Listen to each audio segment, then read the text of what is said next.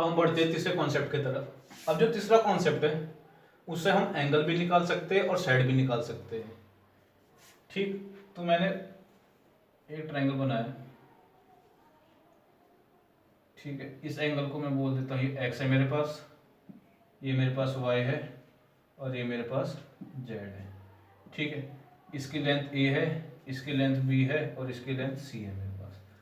अब देखो फिर वही वाला कॉन्सेप्ट लगेगा जो सबसे पहला कॉन्सेप्ट मैंने बताया था कि जो एरिया ऑफ ट्रायंगल होगा, सबसे पहले देखो मैं एरिया ऑफ ट्रायंगल निकालता हूँ, एरिया ऑफ ट्रायंगल निकालता हूँ तो कितना होगा, area of triangle half A into B into sine X degree, A into B into sine X degree, ठीक है। फिर मैंने दूसरे वाले का निकालता हूँ, फिर वाई वाले की तरफ से निकालता हूँ हाफ इंटू ए इंटू सी और मैंने लिख दिया साइन वाई डिग्री। अब मैं जेड वाले की तरफ से लिखता हूँ हाफ बी इंटू सी इंटू साइन जेड लिख देता हूँ, ठीक है।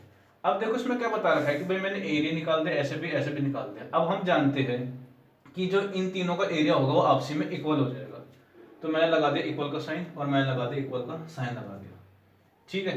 अब देखो इसमें कुछ ना कुछ चीज हमारी कट रही होगी, इसमें तुम्हारा देखो इसमें कुछ चीज कट रही है। सबसे पहले कट रहा है हमारा 1/2 1/2 1/2, तो मैंने इसको एलिमिनेट कर दिया, 1/2 1/2 और 1/2 मैंने इसको एलिमिनेट कर दिया।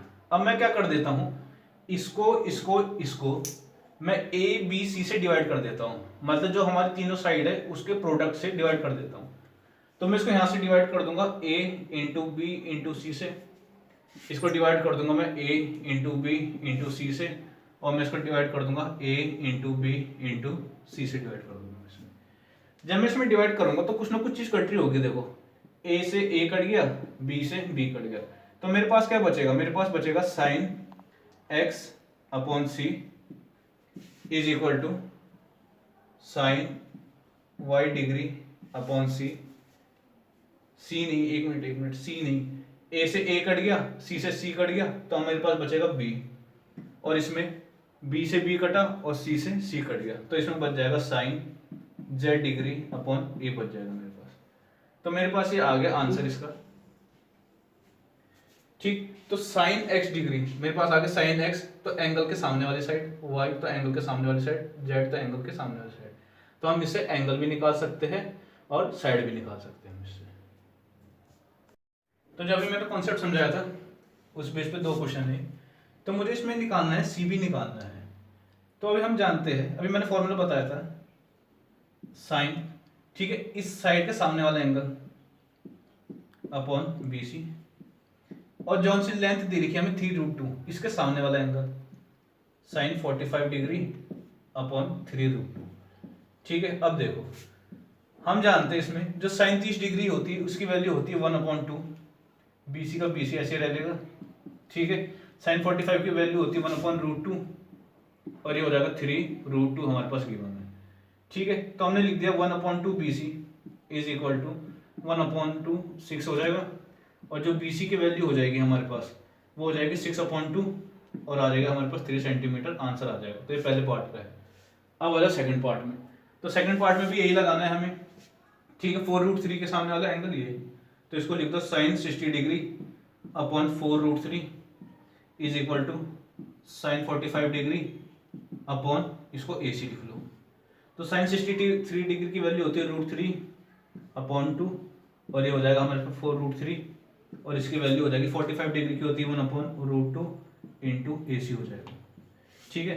अब इसको सॉल्व करेंगे तो जो मेरे पास AC की वैल्यू आएगी, तो मैं क्या करता हूँ √3 से √3 काट देता हूँ, ठीक है। √2 को यहाँ ले जाऊंगा, नहीं AC को यहाँ ले जाता हूँ मैं, तो AC यहाँ आ जाएगा, तो हमारे पास आ जाएगा 8/√2 लिख सकते हैं इसको।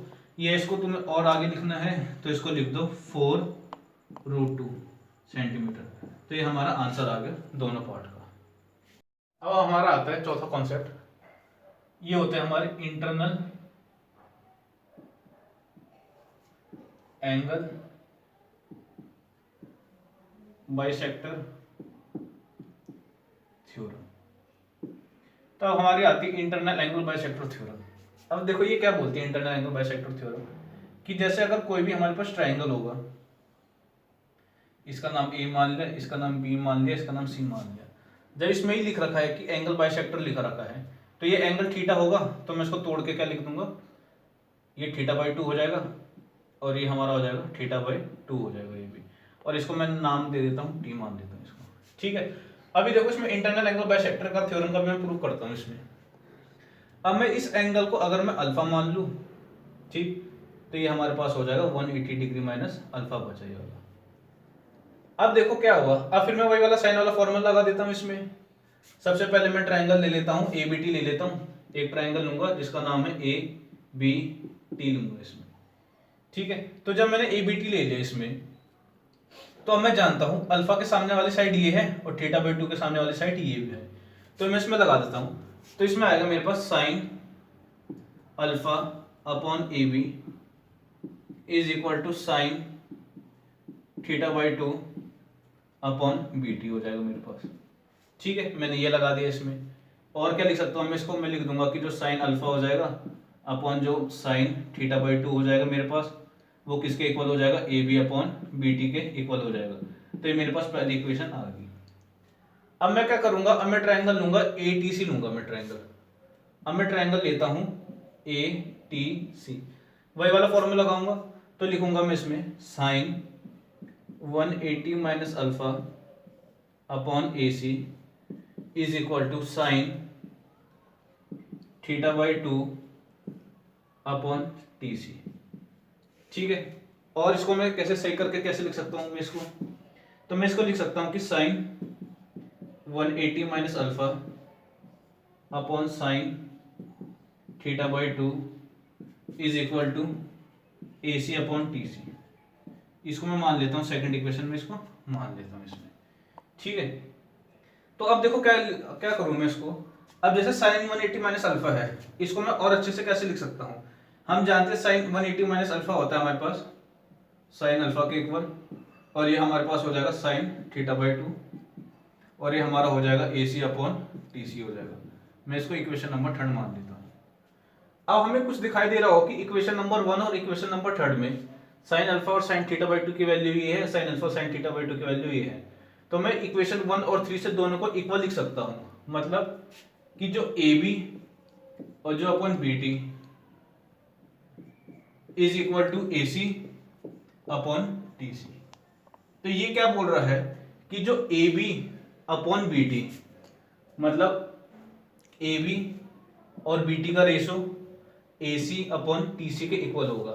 तो इस थ्योरम को बोलने का मतलब यही है होता है कि अगर जैसे हमारे पास कोई भी ट्रायंगल एबीसी है, ठीक है, अगर उसका कोई भी इंटरनल एंगल बाइसेक्ट हो रहा है, इंटरनल एंगल बाइसेक्ट हो रहा है, तो इस साइड अपॉन इस साइड का रेशो इस साइड अपॉन इस साइड के रेशो के हमेशा इक्वल होता है।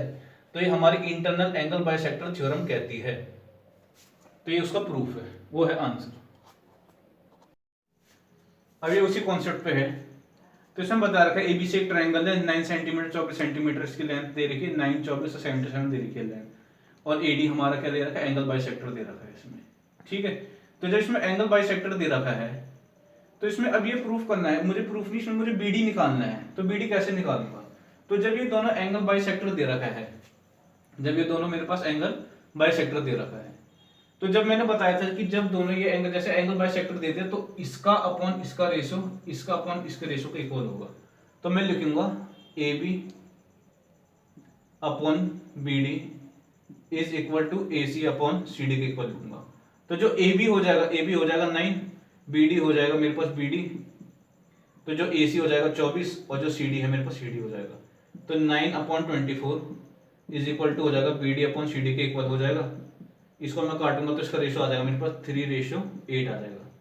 ठीक है, तो जो बी डी की वैल्यू है, अगर मैं इसको यहीं काटूं तो ये आ जाएगा 3 हो जाएगा और ये आ जाएगा 8 आ जाएगा। तो ये 3:8 आ गया है मेरे पास, लेकिन मुझे बी डी के निकालनी है। ठीक है, तो हम जानते हैं कि जो बी सी की लेंथ है वो हो जाएगी 11 है। जो 11 है वो किसको दिखाएगा, 77 को।